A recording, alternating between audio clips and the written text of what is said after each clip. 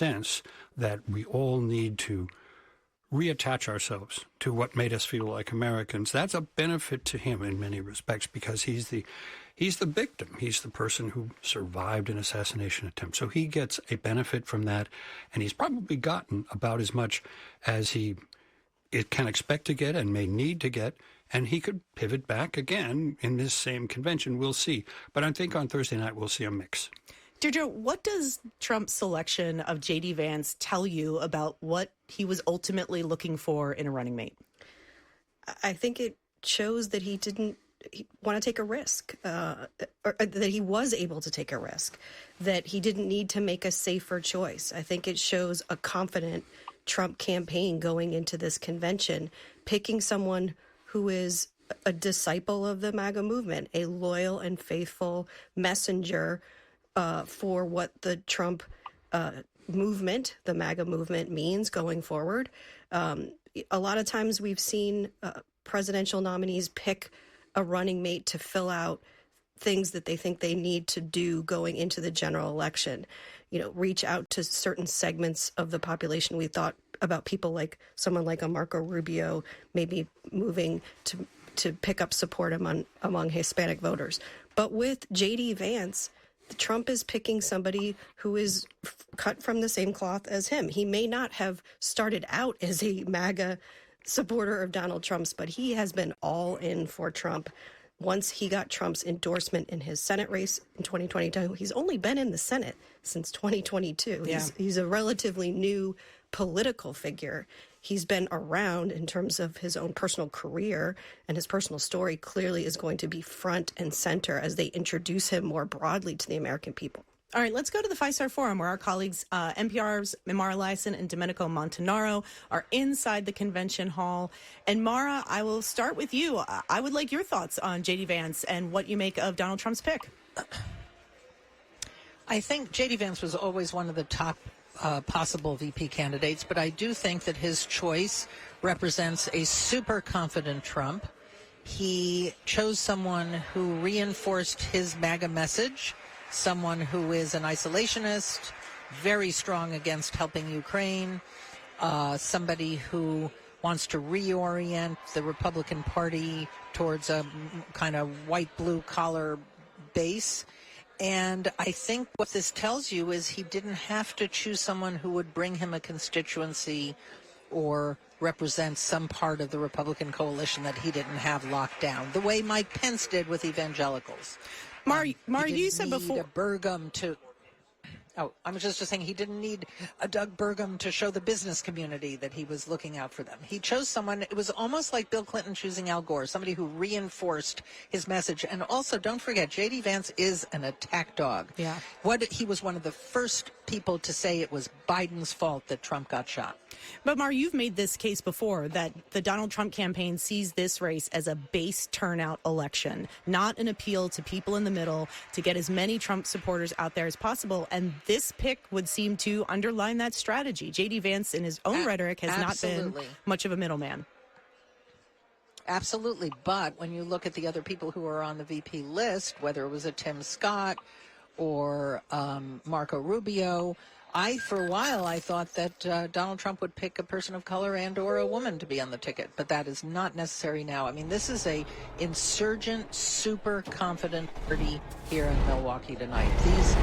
They were confident before, they felt he was ahead before, but now, after the debate, after the shooting, they are just confident, off the charts. There's almost a Zen confidence about the folks here. Just in talking to some of the people on the floor, there's a calm about them that I have not seen, honestly, in the almost 15 years or so of covering the conservative movement at a lot of these events. Most of these events, they're angry, they're fired up, they're upset with the press, they're upset with the direction of the country. Well, that's exactly it. We asked people whether or not they thought they were confident that Trump was going to win. They were like, oh yeah, no question about it. problem. And they brought up, at least a few people I talked to brought up the shooting, the assassination attempt on Saturday night as a reason for why they felt like it's definite that people see what liberals are trying to do in this country and that Trump is going to win. And there wasn't even a bunch of anger about it. It was really confidence. And remember, the Republican Party is a minority party that wields majority power. They haven't won the popular vote except for once in the last 30 years. That was 2004. The last 8 elections. Last 8 elections. And when you are a minority party, you are willing to do things to gain power, like contest a free and fair election. This time they don't think they are going to need to do that. But Domenico, let me ask you about that, because a few weeks ago, during that presidential debate where Joe Biden performed so poorly, there was this sense that it had been a dramatic turn in the election. And yet our own polling suggests that this race between these two men is static, and that they are pretty well defined and the country's pretty dug in. Yeah, absolutely. I mean, look, this is a marginal election, no doubt about it. I think that unquestionably you have a candidate in Donald Trump who, look, half the country or more has a great degree of antipathy toward and doesn't want to be president of the United States. But as Mara has said for a long time, this election might be Joe Biden versus the couch. And when you're thinking about this as a lower turnout election, that is most likely, when you talk to all the turnout experts, because there's unfavorable ratings that are so high for both of these men. When you have one party that's as galvanized as it is now, even, anecdotally talking to a lot of folks that I know who generally vote conservative but maybe weren't fired up about Trump, when Saturday night happened, my phone was blowing up with people saying, we're going to crush Joe Biden this fall. And there really wasn't that sort of energy behind Trump this time around until then. And, with Joe Biden's debate debacle, honestly, maybe the worst debate performance in history of presidential debates, and I don't even think that's controversial to say at this point, Republicans are very confident that they can turn out as many Republicans as they possibly can. And if Donald Trump is able, in some respects, at this very highly publicized moment, during a very highly publicized speech on Thursday night when he accepts the nomination, is able to, be able to try to win over some of those folks who might have been fence-sitters and now have some sympathy toward him, he would have done his job. And then he can sick J.D. Vance out there on folks on, cable news, on Meet the Press, on all of those sort of mainstream networks as Donald Trump Jr., who said that he recommended Vance to his father and felt like he was a great messenger for the MAGA movement. Then they'll feel like they've done their job. Mara, we should note that, take a step back for a minute. This is the third time that the Republican Party has nominated Donald Trump to be their nominee, 2016, 2020, now 2024. But the dramatically different internal party circumstances from when he received the nomination in 2016 to today has been a dramatic evolution, and it does speak to the fact that this is now Donald Trump's Republican Party.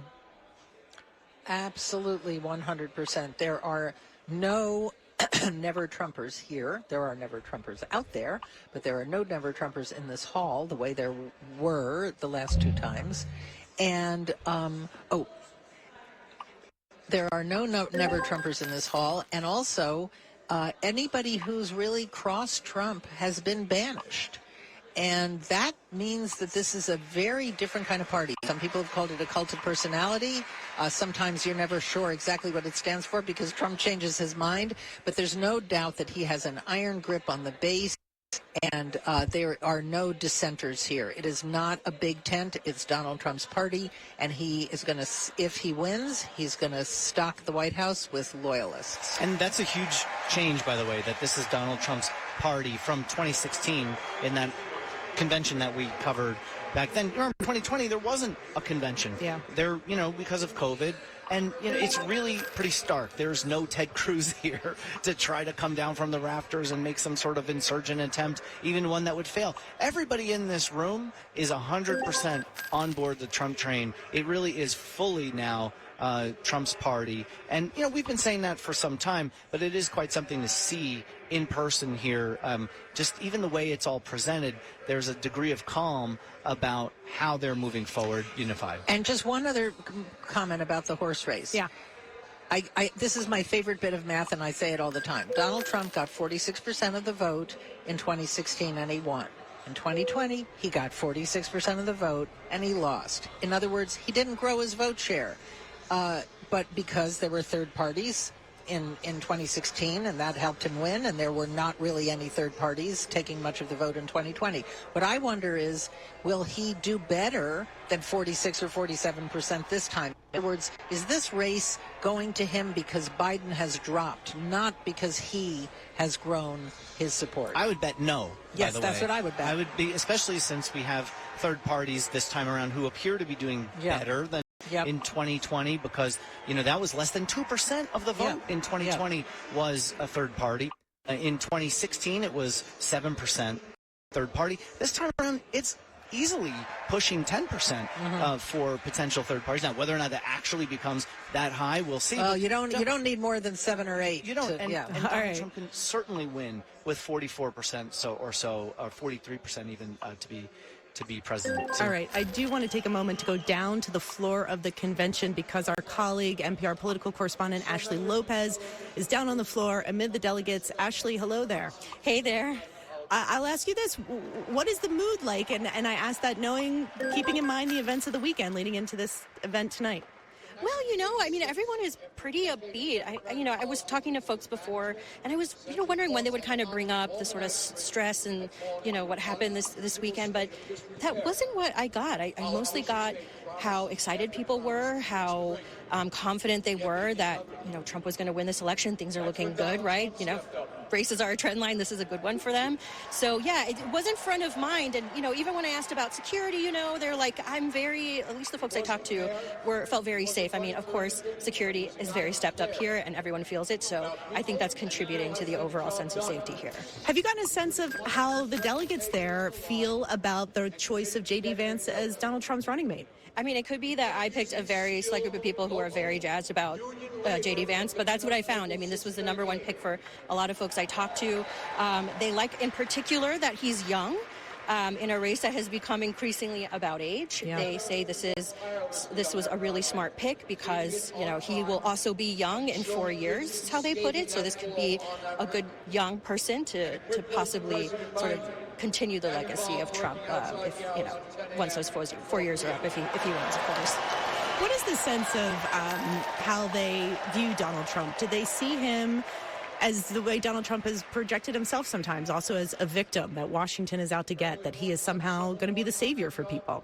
Yeah, I mean, that is basically the way that he has been framed to me time and time again. I mean, when you talk to people, out in the country who support Trump, that is the view, and of course that is the view here. And that is how they have framed what happened this weekend. They're like, look, they will shoot at this man, is how they put it. They will put him in court, throw him in court and try to throw him in jail.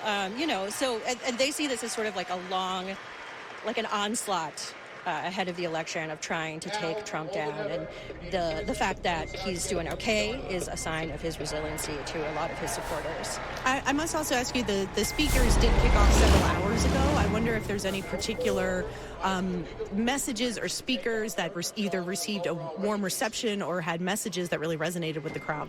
I think Senator Tim Scott got a pretty good feedback from the audience here. He did pretty well, and Kristi Noem just got off stage, and I did hear someone scream "Hide your dogs" as she took the stage. It was actually a pretty funny moment. I think people are just having a good time here, and so you're hearing old jokes that have come up. But I think Tim Scott kind of stands out to me from the time I've been here. He's probably one of the high points so far. Do you have a sense of how people are viewing the assassination attempt at Donald Trump in terms of, do they believe that it is ultimately politically going to help him win the election? Well, I don't think they think it hurts. I will say, most of the time when this came up, it was framed as just sort of a bigger picture of the political reality that Trump is in, that he's getting a lot of flack from people who aren't on his team, it's just going to be a hard race for him, and so that's what they view that as. I think they think that Trump was in good standing before, and he'll sort of remain in good standing, and everything that's sort of happening in the past few days has sort of been just another example of how strong he is in this race so far. Please welcome Ashley. Thank you so much. We'll be coming back to you on the floor later tonight, especially if we hear or see President Donald Trump. And we're going to go to the convention floor where we're going to start hearing from some speakers. Next up is Florida Republican Byron Donalds, a close ally of Donald Trump and one of only 5 black Republicans serving in Congress. He was one of the congressmen that at one point was considered to be on a short list for potential vice president. He is also very young, seen by many as a rising star in the party and a very popular figure in Florida politics, which has in so many ways become the center of the political universe for the Republican Party. He is receiving a very warm reception from the crowd, and he certainly seems to be enjoying it. Here he begins.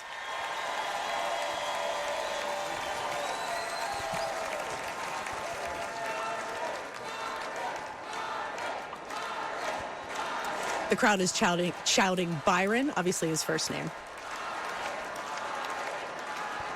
You know, Milwaukee, we're on live television. You gotta let me get to the speech now. Thank you. I'm Byron Donalds, and I come from the great state of Florida. And I proudly represent the people of Southwest Florida. But I was raised by a single mother in Brooklyn, New York. Life was hard, and we struggled. When I was in the first grade, my mother took me out of public school because she could see that public education was failing me. I needed to be challenged, and I needed the opportunity that only a private school could provide. My mother is an educator, and she truly believed in my potential. But Democrat politicians wanted to trap me in a failing school, but my mom fought for me.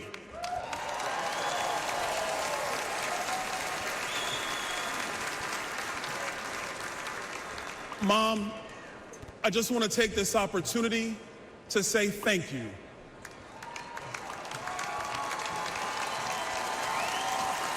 Thank you, Mom. Words cannot describe how deeply grateful I am to be your son. When I was in the 7th grade, my mom lost her job. We went on government assistance, and my grandma helped us pay for private school. My mom and my grandma sacrificed to ensure that I could build a successful future through a commitment to academic achievement and hard work. I'm standing here today as a result of their love, good and safe schools, and great teachers.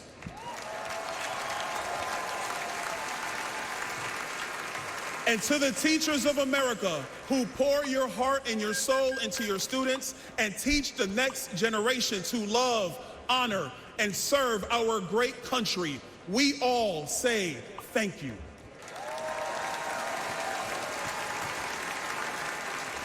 But what about those kids whose parents can't scrape money together for private school? Don't those kids who grew up like I grew up deserve the same chance that I had? Joe Biden and Kamala Harris sent their kids to high-priced private schools. But since they are in the pocket of the far-left teachers' unions, they trap poor kids like me in failing schools with no way out. They say they're pro-choice, but not if you want a choice over what your kids are taught. Donald Trump believes every parent deserves a choice, and every child deserves a chance.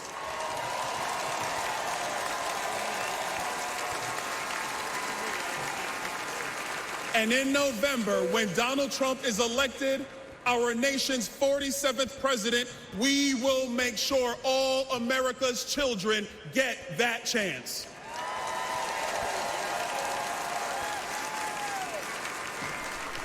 Growing up poor, I know the pain of high food prices, high energy prices, and housing costs.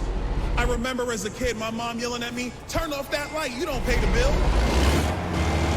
We know there's a bunch of kids in America today who are hearing that from their parents. The massive inflation created by Joe Biden and Kamala Harris has only made it worse. During my first term in Congress, I served on the Budget Committee and the Small Business Committee. We told Joe Biden that his so-called American Rescue Plan was going to cause inflation. The Biden-Harris administration told us not to worry, but I knew better. I have nearly 2 decades of experience as a financial professional, and the evidence is in. Go to any grocery store,